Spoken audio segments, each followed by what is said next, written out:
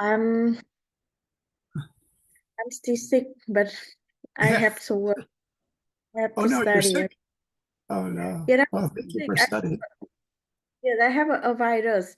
It's Oh, called you have a something like virus. Yeah. it's another type of coronavirus. So it make me Oh yeah. feel very Huh. Another type. Is it uh, weaker than the originals or is it still pretty strong? I it's weaker than the Weaker. original. But it make you feel like you don't have any energy at all. Oh, So I you feel wonder. tired. Yes, you feel very tired. Want to Yeah. sleep, you have very Oh, high temperature. oh, and a high So temperature. yes, Oh, so I have high temperature for oh, I'm several just. days. Oh wow, I'm just feeling a little not so much energy, but I don't know. I don't think it's corona because I don't have the high fever. I just don't have as much energy yesterday and today. So I wonder what that is. I hope it's not serious. Hey, Yeah. is Hoang here? I didn't call on Hoang last week, and I feel bad. Hoang, how are you? I have to make sure I call on Hoang today. By the way, today is lesson number 9. Did you check how? And it's number 9 today. Lesson number 9. Yes, it's lesson number 9. Okay, I was confused because some of the students are really young. On Saturday night's class, they're like, "This is our last class, teachers. Are you sure about that?" You know, they just want the classes to be over. The young students have that semester 2, term number 2 tests in Vietnam, so I think they're just really tired from all the tests. Yeah. Let's see. We could ask Quan. Hey, Quan, are you there? Yes, I'm here. Quan, did you take term number 2 tests this past week? Uh, uh, not like 2 more weeks. I think Oh, so. 2 more weeks. Yeah. And how do you feel, Quan? Do you feel confident? I think I'm really confident in this test because every lesson that I can attend to, like I take note like everything in the Mm, lessons. So I yeah. think I'm pretty good with test. You sound like you have so much more energy, Quan. So it's good. Good to hear. You're like energetic, Quan. All right. Who is here? Anne is here. Hello, Anne. Anne, you are in the shadows. You're a mystery man. Are you having a good week, Anne? Nope. No, why not? Tell us why. Uh, Just the last term test just ended. I have Yeah. free reign, but now my mother thinks that I'm not doing enough work and applied me for a bunch of extra classes. Oh no. Oh no. So are these one of these classes going to be summer school classes? Nah, they're not summer school classes. They're literally just extra classes. Uh, okay. Yeah, I have to go to school for on weekdays. Oh. I like how I put this in chat. You have a wonderful vocabulary, uh, Mr. N. Free reign. It's just, that's great. Autonomous power. I guess that would be autonomous power, free reign. Very interesting. And well, good luck if you have to take the extra courses. Hello, Lian Lu. How are you? I like your color, Lian Lu. It's a wonderful t-shirt. Oh, no, don't beat the animal to death. It's a funny kid. All right, so Lian Lu, are you there? Lian, Hello, how are you doing? I'm good. Sorry, I'm late. Oh, no, it's okay. We're just warming up. Everybody is warming up today. I was talking to Hyan. She says there's a new coronavirus that makes you sleepy with a high fever for a few days. And we were I just never joking. have COVID. Oh, lucky. How did you do that? I stay home. Stay home.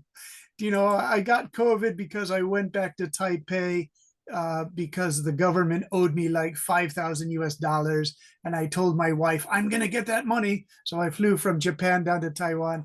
And then they said, no more masks. And so I didn't wear a mask. And I finally got COVID 3 years after the pandemic started. It was pretty terrible. I had my 4 vaccines and it still felt really awful. Strange virus. Leon, you don't want COVID. It's a weird one. It's a really weird virus.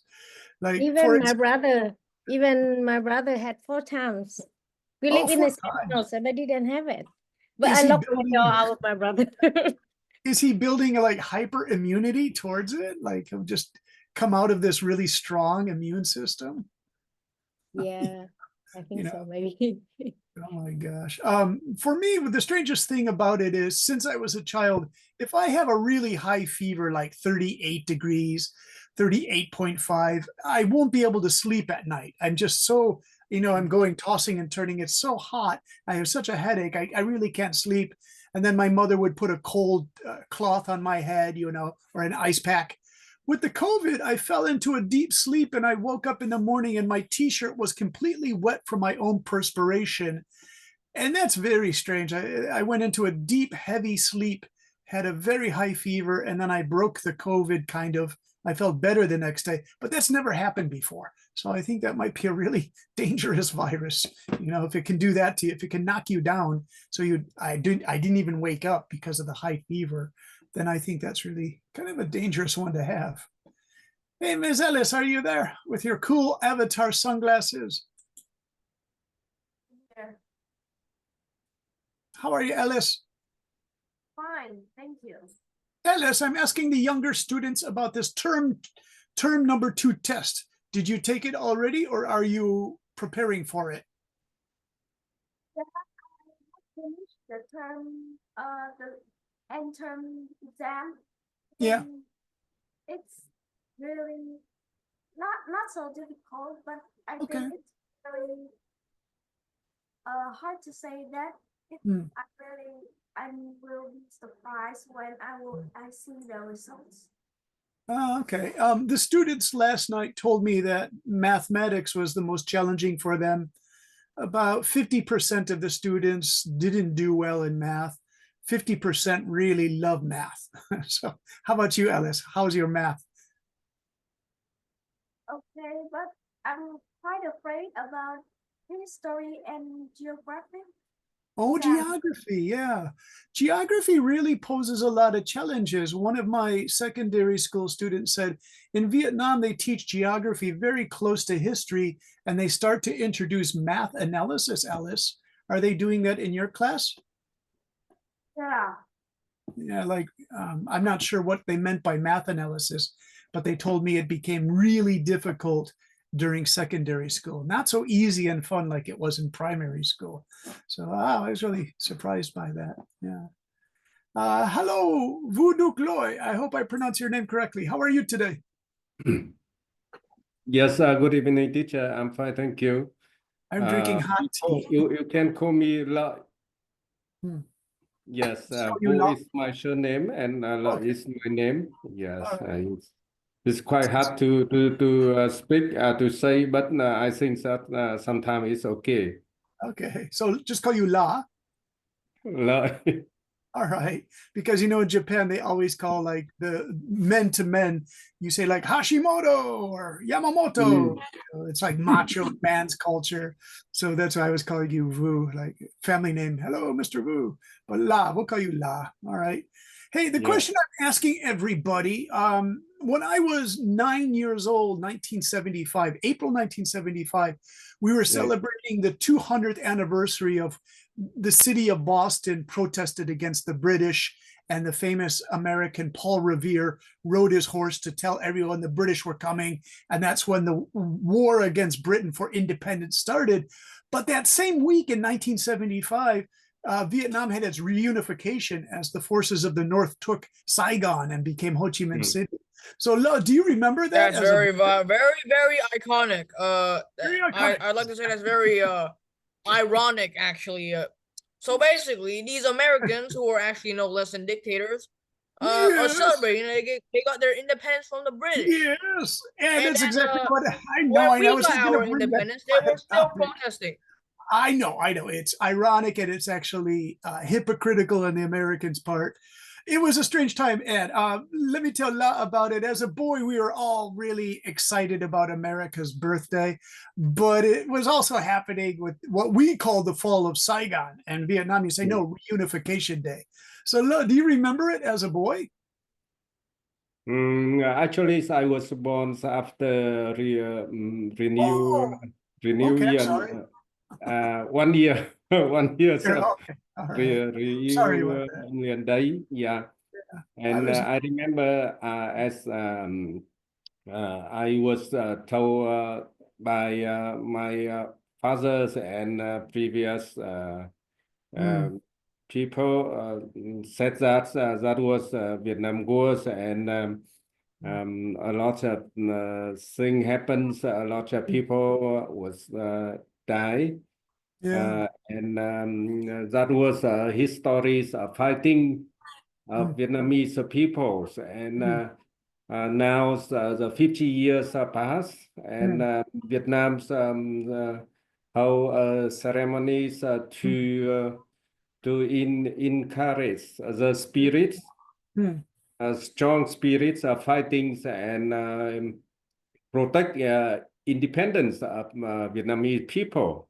Yeah. Yeah. And it also say to the world that Vietnam has a spirit now, and also come um, also enjoys with poor communities, and we try to work both in economics and Mm, in building relationships to every countries in the world. mm. That's Good. something I know. I do not stay in Ho Chi Minh City now, so but as far as I heard that from my friend, a Yeah. lot of people come and cheer to Mm, the event. yeah. And if it's success, because Hai An is in Russia, Tintin is in Germany. I had students in France and Canada. So Vietnamese citizens are going everywhere in the world so other countries can understand the Vietnamese. One of my students lived in Japan, and she was the manager of a factory very close to where I am in Hiroshima. And we can always talk about that. Now she lives in Osaka. So it's really wonderful. I think it was a Yeah. successful the last 50 years have been very successful. Very good. Very proud of Vietnam, actually. What should we do in Japanese? We say doshio. What shall we do next? I want to read Anna Tran's response to the homework, because this was how do we say most excellent response here, Anna Tran. I always, and also Mr. Tintin. Let's do Tintin's first, because Tintin, I didn't check Tintin's mic though. Tintin, is your mic okay? Mr. Tintin, is your mic okay? Yeah, I need. now. Hey, good to hear from you, Tintin. Hey, Tintin, I liked your response. This was really interesting. Can you read it for everyone? Personally, the page which I thought was the most important is the page about grammar of AI. Grammar is one of the most obvious things that a person could see in an AI text. AI texts are always flawless in terms of grammar. This is one of the most important topics in writing about AI for me, because everyone makes mistakes. If a text is nearly flawless, then it normally isn't a human who wrote that text. It is completely humane to make mistakes and show your writing. That's an excellent point. As a teacher, it's fine when students make mistakes, because then I can take them through the grammar step by step and show them why you should do it differently, and you correct your mistakes. If it's all AI, there are no mistakes to correct, and then there's no lesson being learned there, right? So since I'm good about editing and showing why, this is an excellent point, right? And then I wrote here, Tintin, that if a student then takes an exam and they're making the same grammar points, this is written very nicely, Tintin. If the student doesn't make a grammar mistake in any of the writing that AI gave them, when they sit for a really important exam, they might make some really basic mistakes, and the people checking the work is going to know that, well, they're just going to see that that student is making some basic grammar errors. Do you think so, Tintin? Yeah.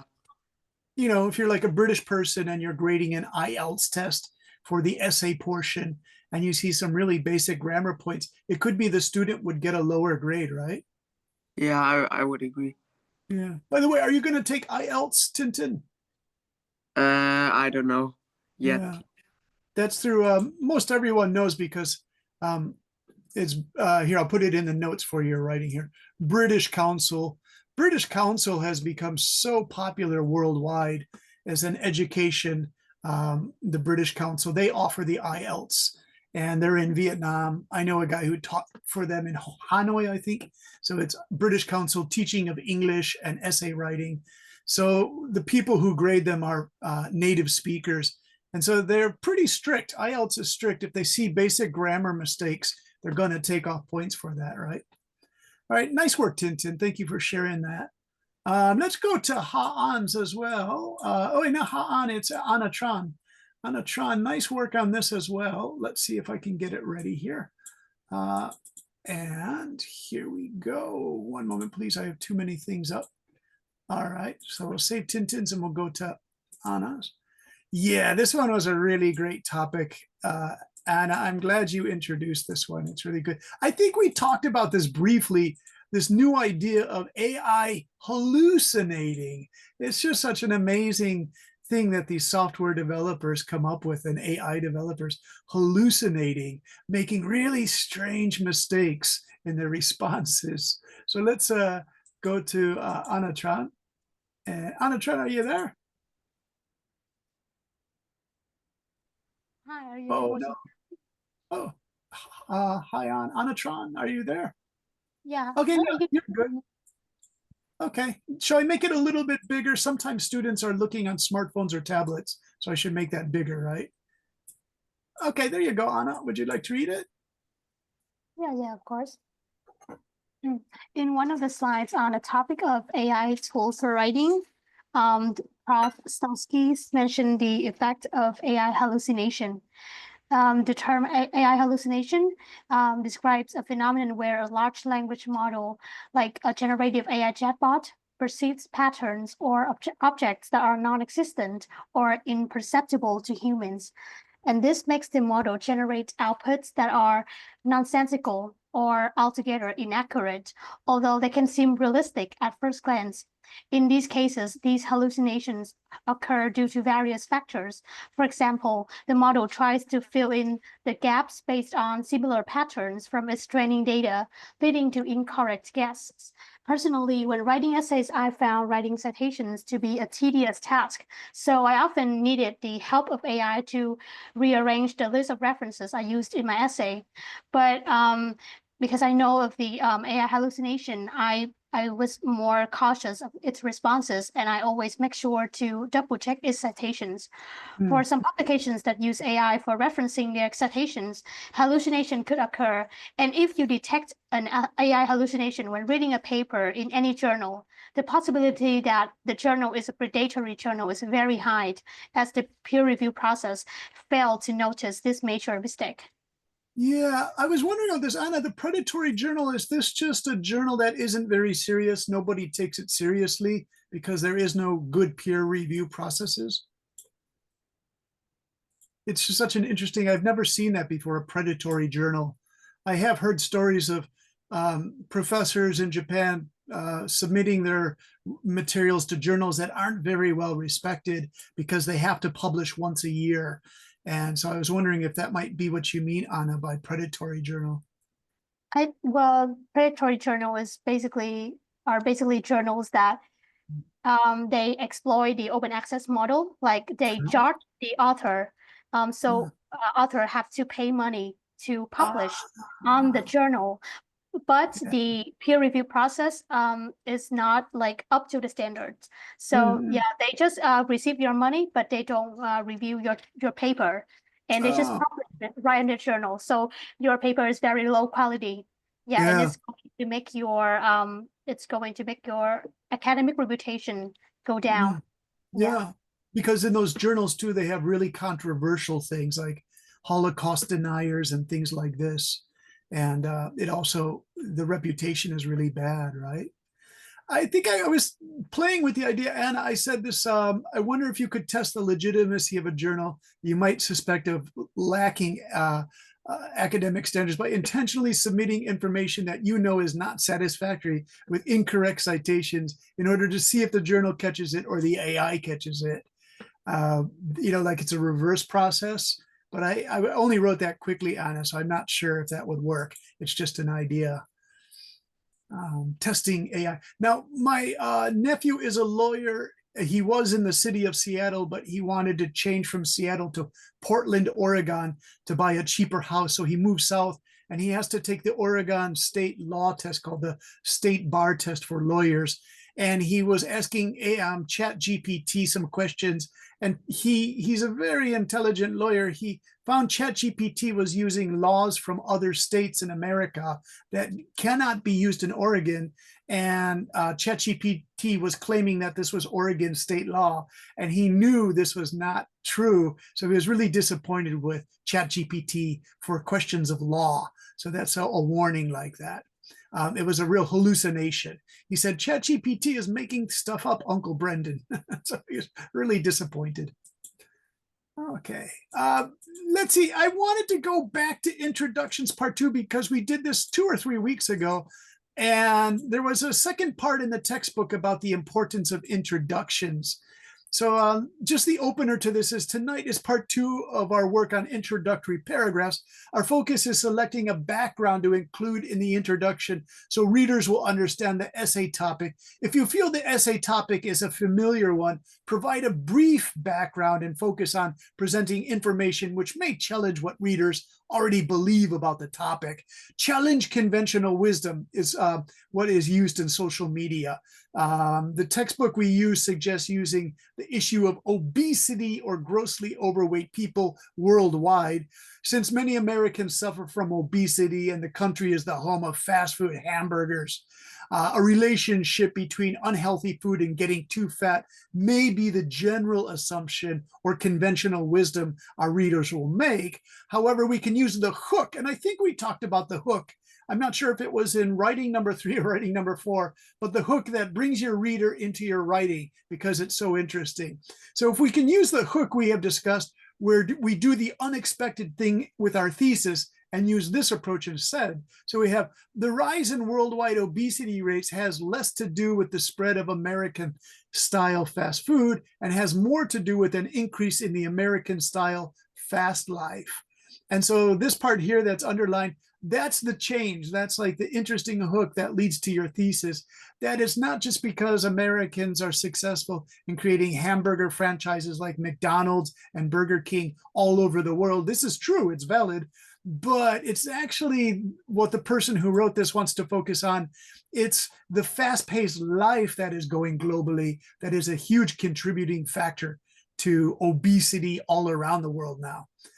So this is interesting. Let's see, Hyan, can you read for me? So I took this from the textbook and probably you've seen this in the textbook. I don't mean to write directly from the textbook, but it was a really good example. Would you like to read the blue? I have to take Yes. a tea break. Thanks. Introducing the idea of a fast-paced American style, the American lifestyle of an incredible busy lifestyle that creates a need for fast food is a little unexpected.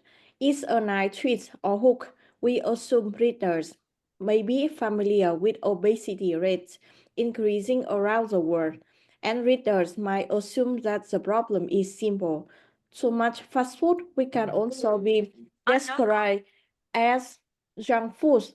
Quick background references might include statistics on the rate of worldwide obesity, clarification of how many kilograms overweight is considered obese, previous assumptions about the causes of obesity, plus a challenge to that assumption.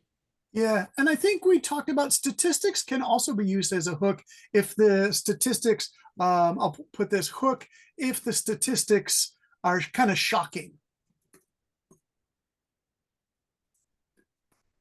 you put a statistic in there of a percentage that's like really unbelievable. And you say, wow, I didn't know it was so high. And so that's also the hook, the shocking hook. All right, let me see. Now here, this is kind of fun because Anna was reading her paper and I noticed she used while as much as I used it as well. So I wrote, in last week's class, I mentioned that I enjoy using while as the start of clause, and it should be a clause, to challenge an assumption or to make a distinction for an idea. Another great starter that challenges an assumption is although. So I forgot about that last week. You can also use although. It's almost the same. Here's how we can apply although to our introductory challenge on obesity. Although many people blame fast food culture for the rise of obesity in many parts of the world, new research has revealed that fast food meals have no more calories than home cooked meals. This is pretty shocking.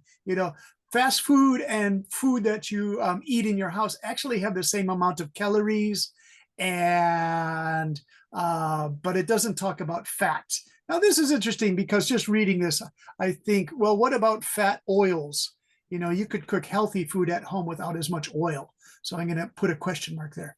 And so we could use while here. We could say, while many people blame fast food culture for the rise of obesity in many parts of the world, new research has revealed that fast food meals have no more calories than home-cooked meals. So in short, the use of a challenge in an introduction to one's thesis in an essay is a great way to grab the reader's attention as it makes the reader aware of what you are going to discuss, okay? So let's see, we have another one here. Let's see who would like to read. La, are you there? Mr. La. Hello, La. Yes. Would you like to read this part here? Yeah.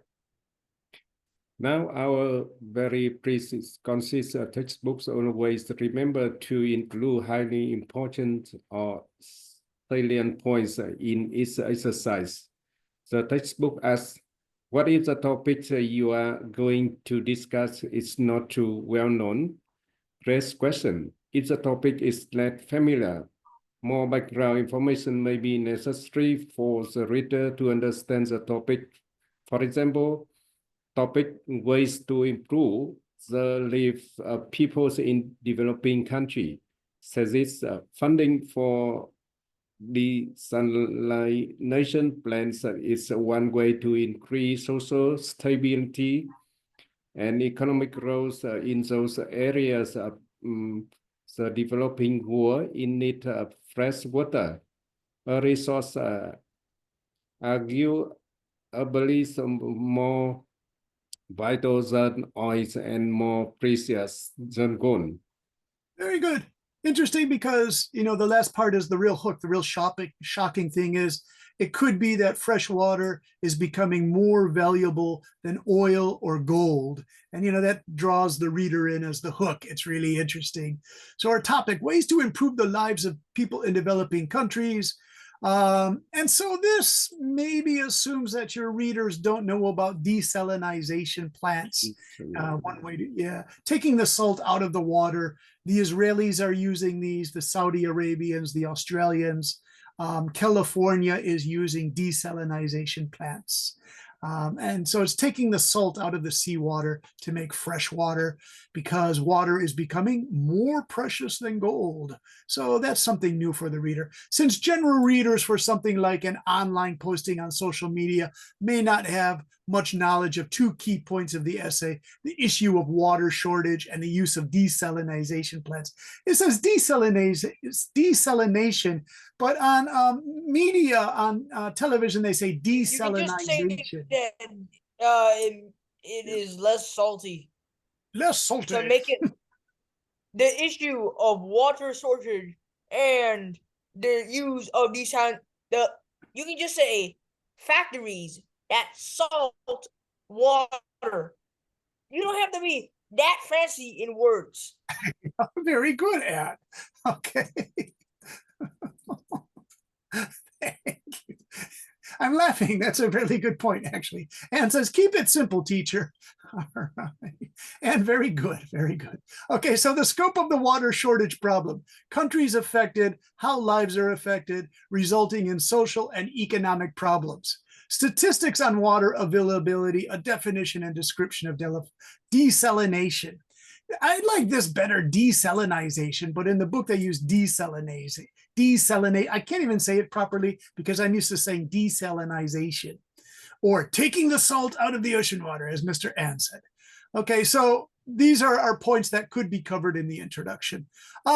The textbook provides an interesting example that I use. I used to use this in my English description groups here in Japan. This should be English discussion groups. I was writing this too quickly. Discussion groups. I used to teach morning classes to housewives in Japan. And at the headquarters in Osaka, this person kept putting in these controversial topics into our Tuesday morning discussion group. And I felt embarrassed to teach this. So I wrote, this was sometimes embarrassing topic for me to discuss, but it was a textbook units for discussion and we had to cover these topics, but the housewives didn't feel comfortable with them. And if you have worked with the Japanese, you know, they become very quiet and they don't show their emotions. So I wasn't sure if they were really upset by these topics or not. It was my first year of teaching and it was really uncomfortable. That was 33 years ago, everybody. So the thesis was arranged marriages are still an integral aspect of many cultures and actually seem to be more stable than more modern love marriages. So arranged marriages where the families agree that this would make a good wife for a husband or this would make a good husband for a wife. In Japan, this is called omiai. I don't know if they still have these, but they actually have professional service that you pay thousands of dollars to, and they create a good match for you. Now I think it's all on computer and done online, but you still have to pay money. They also have this thing called kompa, which is a group date that you go to. It could be a restaurant or a hotel restaurant. And all these young people, not young people, 30s and 40 people who want to get married, they meet each other at the kompa, the group date. And there's not a lot of pressure. You just meet people. And if you like each other, you exchange your contact details through like Zalo. And then you begin chatting and going on dates. So kompa is an alternative to this omiai. This omiai is much more formal and it's expensive because basically it's a service looking for a wife for you. So the thesis is arranged marriages are still an integral part of many cultures and actually seem to be more stable than the more modern love marriages. This is the big argument. The Japanese older generation says, yes, you may fall in love, but your marriage isn't going to be a good one because you married for love and you should have talked to your mother or father or grandparents and aunt and uncles to see what their opinion is of this person. You see, it's like a group opinion on who you should marry. And in many cases, they'll even go out and try to find you a better husband or a better wife if you say you're getting married. Now, I don't know if that's the situation in Vietnam. I asked a ladies class last spring. It was mostly women business professionals if this was true. So let me ask Lian about this. Lian, are the arranged marriages, are those old fashioned in Vietnam now? Do people just do it independently, meet somebody? Yeah, we don't have arranged marriage now. I think maybe in the past, but now we do not have that. Yeah. Do you think after 1975, the reunification, the government in Hanoi said, let's not try to do this because it involves money? Yeah, can I say something? Yeah, there go ahead, are a few tribes that literally just find women, the woman just lying around, and then they just take it home and like, can you marry me? There's a bunch of tribes like that. You jumped ahead to the second part of my lesson, respect for traditional cultures. So this image shows 5 different traditional cultures. So it could be that they still do an arranged marriage in a village in the Central Highlands, right? So, and I promise we'll talk about that. It's a really good point. By the way, there is a traditional Japanese marriage. Let me make this bigger so you can see it. So there it is. This is Shinto, the original 1,000-year-old religion of Japan, because they have the black hats. You know it's not Buddhist when they do the black hats. And this is the young couple. She's got their traditional thing. Now, did this couple meet for love or was this an arranged marriage? I don't know. It's just an image of a traditional Japanese marriage. Let me see. Now, can you provide background for this topic? Anne, you just said traditional villages probably still do this. Leanne said, no, our society doesn't really do that anymore. if you were to put the thesis, arranged marriages are still an integral aspect of many cultures and actually seem to be more stable than the more modern love marriages. And go ahead, start talking. What I'm going to do is type out your feelings about the traditional peoples of Vietnam. Do you want to focus on that, Anne? No. No. You're funny, Anne. Let me go to someone else then. Very entertaining, Mr. Ann. Let's see what we have. Let's see. Let's go to Hi, Ann. Do you feel okay? Is it okay to talk? Yes, but I'm still thinking about the idea. Okay. I mean, if you just want to start talking, I can take notes. I do this for the younger students. It doesn't have to be perfect. It could just be rough sketch, rough notes. General impressions. Maybe I need several minutes, Yeah. so I Yeah, can let me put collect. this up. Here's a note from me.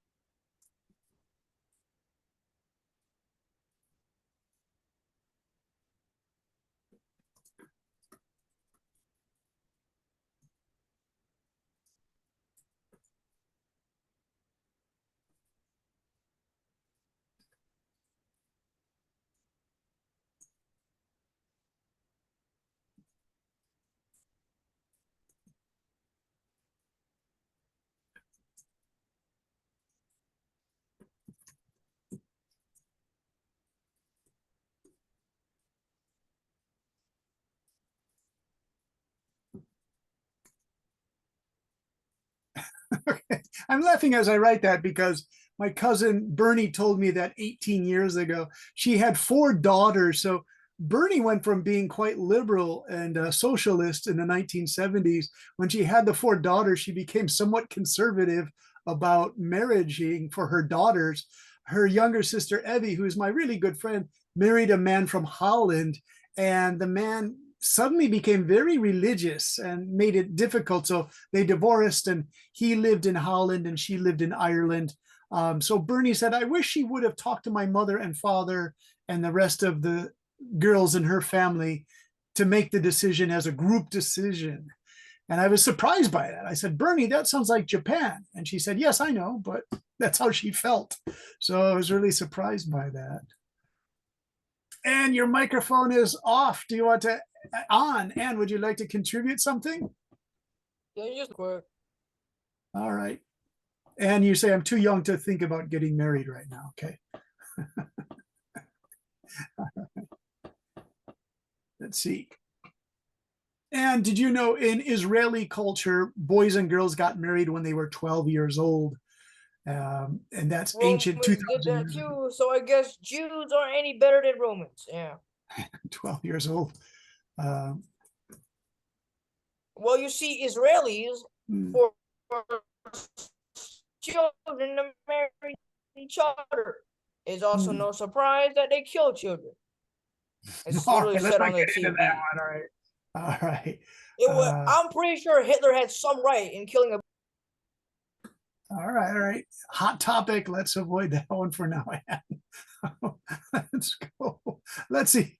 I want to talk to La about this. Sorry to call on the younger students. I'm calling on the adult students because you have an impression about marrying and should it be for love. I would feel embarrassed to ask like Alice and Tintin this because you guys are still teenagers. It might be something that's a little bit uncomfortable talking about. Let's just check. I shouldn't assume anything. Hey, Alice, are you there? I'm here. Alice, you're a secondary school student now, right? Yeah. what do you think of this idea of like grandmother, grandfather, mother, father helping you to make the decision for marriage? Do you think it should be all your decision, or should family members help you find someone good to marry? I don't think family should agree on someone you don't even know to be married. There you Secondly, go. you're only 12 years old. How I know. That's why I brought up that thing in some ancient cultures, the boy or girl was married when they were 12 years old. Yeah. All right. So now you could use statistics there if you wanted to organize your thoughts. Now this is interesting. I'm going to use ChatGPT as a source, and I'm laughing Anatron because I hope it doesn't hallucinate on me, right? That was our big topic for today. I hope ChatGPT doesn't hallucinate, all right? Let's run something by ChatGPT here for fun. I asked last night, you can still see my question if I do the share screen. I had to pronounce Aozai. I had to ask ChatGPT, what is an Aozai? Let me see, is this correct? It's on ChatGPT, yeah. So I had a picture of a traditional aozai. It looks like aodai in Japanese style, but it's aozai in Vietnamese style. Because of last night's lesson, I had to ask, what is the traditional dress in Vietnam? Question I want to ask is, what percentage of Japanese marriages are arranged by a professional service in the 2020s versus the same the percentage in the 1980s, let's say. Let's see if ChatGPT can give that information, and hopefully it's telling the truth, right? Okay, so is it going to be response number one? Hey, what's going on, ChatGPT? All right, long response. Okay, so it gives response one, response two. I notice ChatGPT is doing that more often now. I think, yeah, response two has the sources, but as we were talking about early, always check your sources, right? Let's see who can read for this one. Let's get someone to read because my voice is kind of hurt. Hyan, would you like to read this one? Yes. In the early 1980s, arranged marriage, as known as OMI, accounted for approximately 30% of all marriage in Japan. This was a substantial decrease from earlier decades. For instance, in 1955, about 63% of marriages was arranged, dropping to 7% by 1998. Professional matchmaking services in the 2020s. By the 2020s, the landscape of matchmaking in Japan has evolved. Traditional arranged marriage became rare, but professional matchmaking service gained prominence. In 2020, activities organized by the marriage agencies and similar online services collectively refers to as Konkatsu, something Yeah, like that. I don't yeah, it's good. accounted for 16.5% of all marriage. Additionally, the use of internet-based services for meeting partners has increased between July 2018 and June 2021. 13.6% of newly weddings meet through internet services such as social networking sites and dating apps. Yeah, so there we go again. The internet is kind of destroying a whole business, Hyan. These professional services used to charge thousands of dollars. I used to see the people who did this. They were dressed in very nice suits, and women too would do it too. They had beautiful women's suits, and it was big money. Now it's down to just 16.5% of the arranged marriages. I talked to the housewives three of them were really honest, and they said their arranged marriage worked very well. They said it was a good match, that the professional service did a good job of finding them a partner. They were quite happy with the service. So I thought that was interesting. They shared that. By the way, it has Nippon Kam, Your Doorway to Japan. Here it has Next Shark, and then this is a Japanese source. It's a PDF. So it actually gave three sources. Kind of interesting. So all of this could be used. I'm just going to copy all of this if I may. And there's this expression in American English. All of that becomes fair game for statistics, like a shocking statistic that you could put right in the piece here. So I put this into our original class notes, and this would make a really nice statistic right there. So before I ask, could you give your opinion on this on here? And so I just stuck this in here, and you could work with this. You could work really well with this. It even gave a source here. Again, but we have to be careful of our sources, as Anna wrote in her thing, the hallucinating part, right? Okay. And there it is. Okay, so let me warm you up for homework. We can do as much as we can so the homework isn't so stressful for students who are busy this week. Here's another thesis we can do in class or use for homework. The thesis is, although people are better informed about other cultures through the internet, racism and ethnocentrism is apparently increasing ethnocentrism. You see this in America, where white Christian nationals are being actually really bad to Latinos and people who are in America without proper visas. There are millions and millions working in agriculture, and Trump is trying to get them removed. It's a really hot topic. When have we seen that before? When have we seen that before, guys? Definitely not in Vietnam. All right, so now, do you say that sarcastically, Anne, or did you see ethnocentrism in Vietnam? Because your population is 100 million. Let me open this up. No, it was before 1975 with the Christians. Oh, yeah. Okay. Yeah. So in Vietnam, you don't have a labor shortage, no labor shortage. So this is why America has 16 million immigrants who do not have visas, because in California, nobody else is picking the fruits and vegetables. In constructing, building houses, because America has a housing shortage, nobody is willing to start working on houses. And carpenters from Mexico, Guatemala are very highly skilled. They can work really fast, and they put up good quality houses. And Trump wants to deport them, so I'm not stopping him. Probably will make America even poorer than it is. But it's creating a labor shortage. So if you look at some housing areas, the houses aren't being finished. So it's causing a housing crisis. So this isn't a really good idea to deport them all. Okay, so the background, I chose this picture as kind of a provocative picture on ethnocentrism. Let me ask Hai on this one and Lien about this. Let me start with Lien, because I haven't talked to her in a while. Lien, in the Vietnamese schools, like geography class and social studies, do they teach about all the different ethnic groups in Vietnam? Yeah, we definitely have that in our subject of in school. Yeah.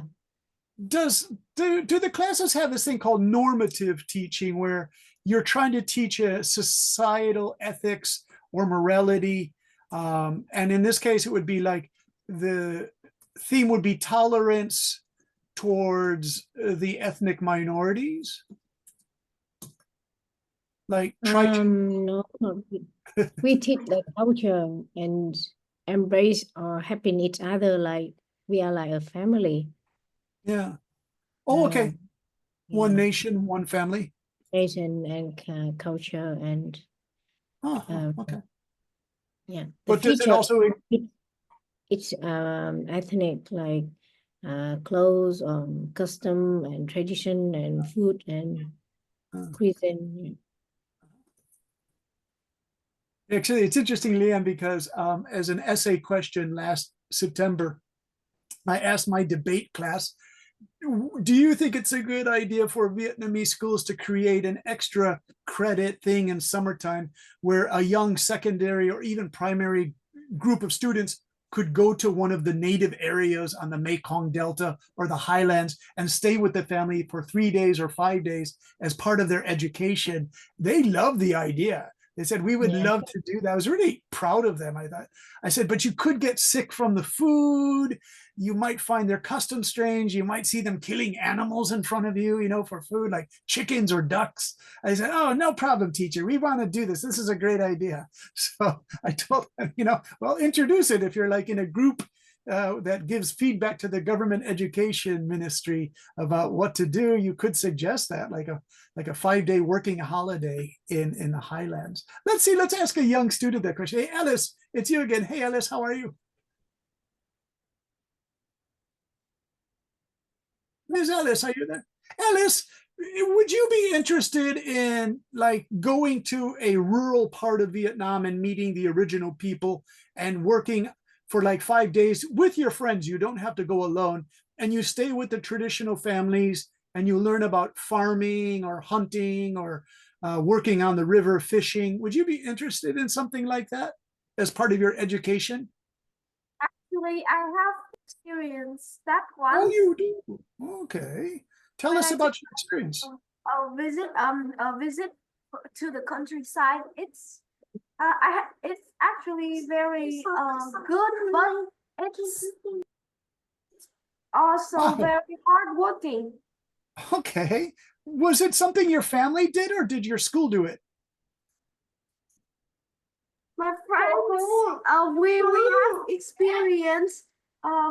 It's kind of hard, and we kind of don't want to do the work Yeah. again one more time. Did you how many days did you work, Ellis? Maybe 4 to 5 days. 4 to 5? Yeah, that's exactly the amount of time I was thinking. Like, yeah. Because 2 weeks would be kind of crazy for young students, right? All right. Will be Ellis, too hot. it was really hard work and it was really hot.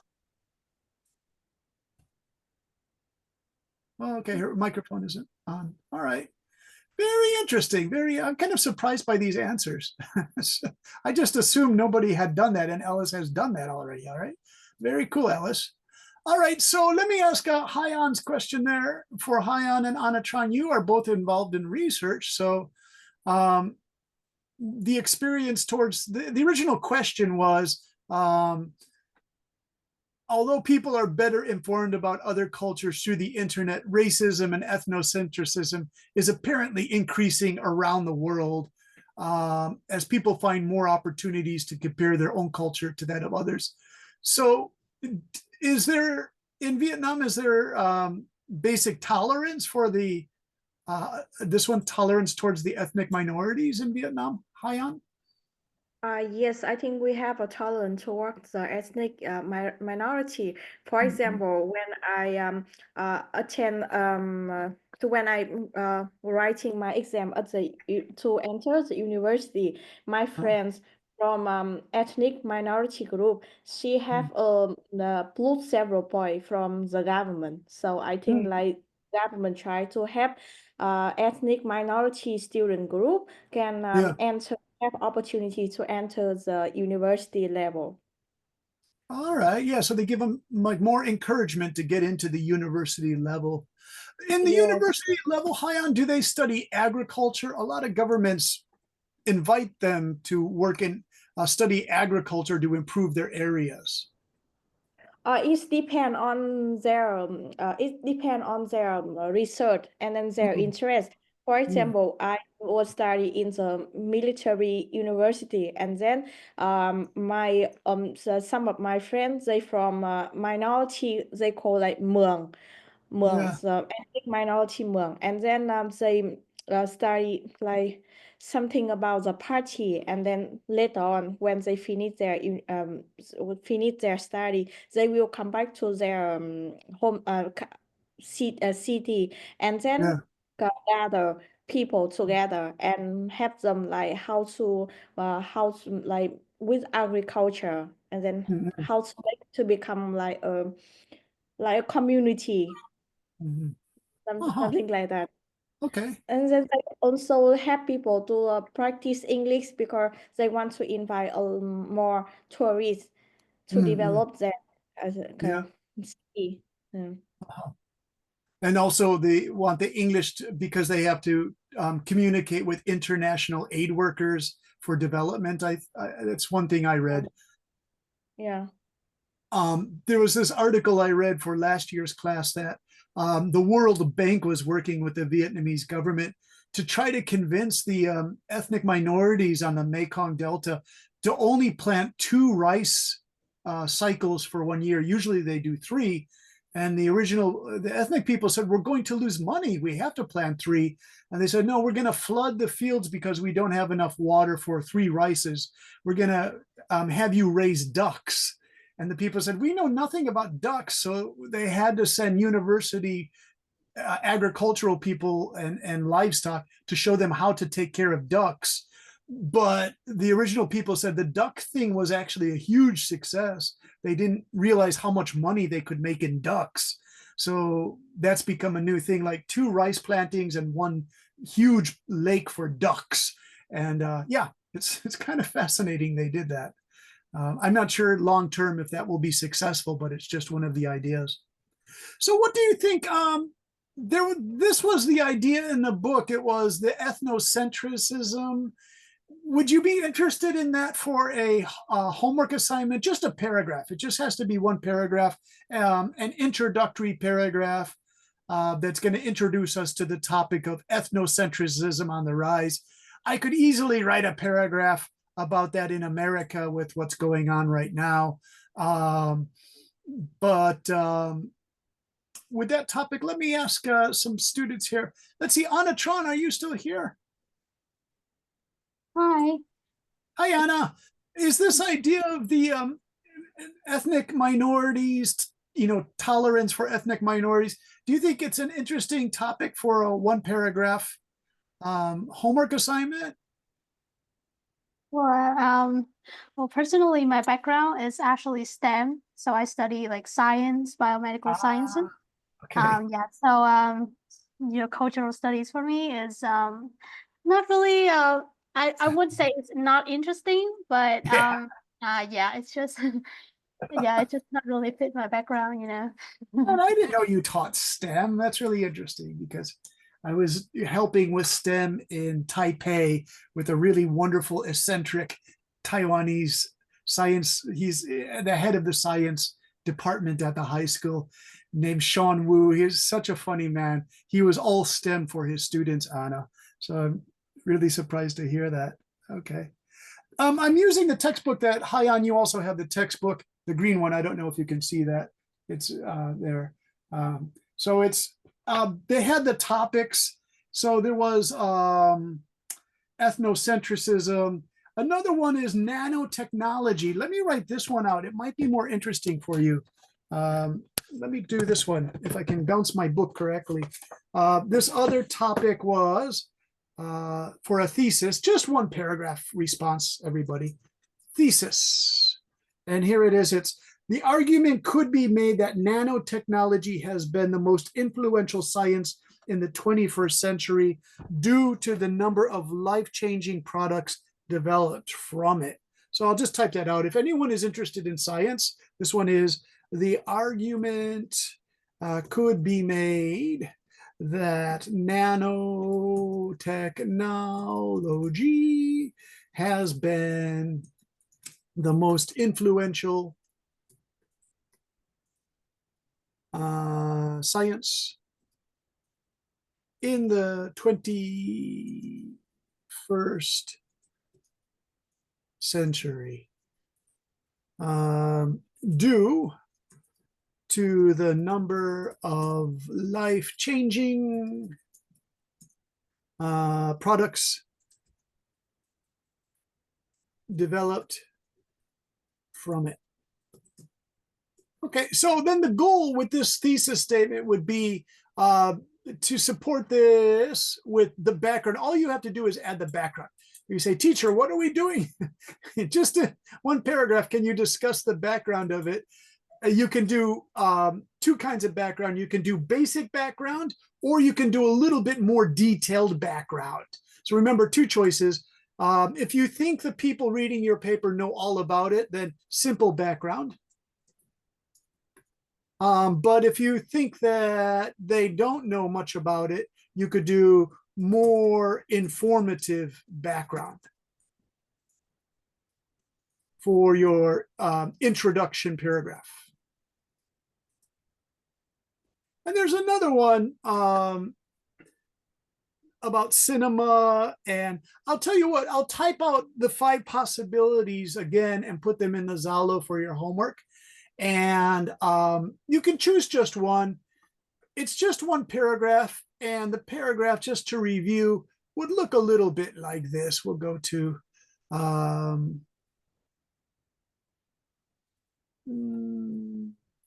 me get a good one. This. Actually, it's the thesis that's written in about 3 or 4 sentences. So actually, it's just a thesis. It's not even an introductory paragraph, to tell you the truth. It's just a thesis statement. So if your topic is ways to improve the lives of people in the developing countries, then you could use your thesis as just this. So it's to build a thesis statement. Okay, so let's see another example. This would be enough. I know it's very simple homework, but it's to kind of put a hook in there to challenge assumptions. Okay. Here's another one. This one's longer. Actually, no, this one is shorter. Okay. So do you see that hook there? So basically we're writing kind of a hook. We're challenging it. And I do like this one though, although. The use of although here. Although many people blame fast food culture for the rise of obesity in many parts of the world, new research has revealed that fast food meals have no more calories than home-cooked meals. And then maybe you could expand on this, to make the homework a little bit more challenging. If you could write one paragraph after this, like recent statistics show blah, blah, blah, blah, blah. Okay. So this plus one paragraph for homework. All right. And I'll put some new topics for you. So it's not a very long homework. So just one paragraph. Okay. All right. Any questions before we finish for tonight? I have question like introduction. We must have a hook, statistic, historical situation, definition of item, and different perspective, right? Yeah, yeah, and choose just one. I think Hyan, like if you could do that. The scope, right? Definition. Yeah, it would look like this. We could go 1. And then here we could go 2. I think it's just to choose 1. Unless you could do all 3, Hyan, if you wanted to. If you skillfully could put all of that in one introduction paragraph, you could say this essay will examine the scope of the water shortage problem, countries affected, how lives are affected, resulting in social economic problems. In part 2, we will examine the statistics on water availability. 3, a definition and description of desalination. If all of this was in one introductory paragraph, it would be kind of interesting if you could do that. Skillfully do that. I think you could do that, Hyan. You're a good writer. But I leave hope it. So. I leave it up to you. Because you could put this, you could say globally 40% of the world's populations still do not have access to good quality water. This has affected lives in India, Africa, causing social problems. Could it be that desalination is a way forward? And I could see that all in one paragraph, Okay. Got it. So I promise I'll put all of the topics in the Zalo. I have to teach the next class. So I will probably do this Vietnam time around 9 p.m. You'll see the all of the choices in Zalo that you could use for the arranged marriages, tolerance towards ethnic communities, nanotechnology. Here's one on cinema. And the last one is drug trafficking and drug abuse. So like 5 topics. Just choose one and see if you can. But you can also do your own topic if you want to. I'll leave it up to you. Okay. So thank you very much for coming, everybody. Have a good reunification day coming up on Wednesday, the 30th. So it's a great week because the 29th is my birthday. And then my friend John's birthday will be on Saturday, and you have reunification day on the 30th. So I think it's the magic week of April. Really good. Okay. So thank you, everybody. We'll see you next time. Take care. And thanks for your stuff. Hayan, thanks. Thanks, La. Thanks, Lian. Bye-bye, Alice. With Take you care. all the best on the birthday. Yeah. Okay. I'm just laughing at Anne's comments here. And we'll discuss that later. Anne wants to talk about controversial topics. And I promise we will. Okay. Just hang in there. All right. Bye.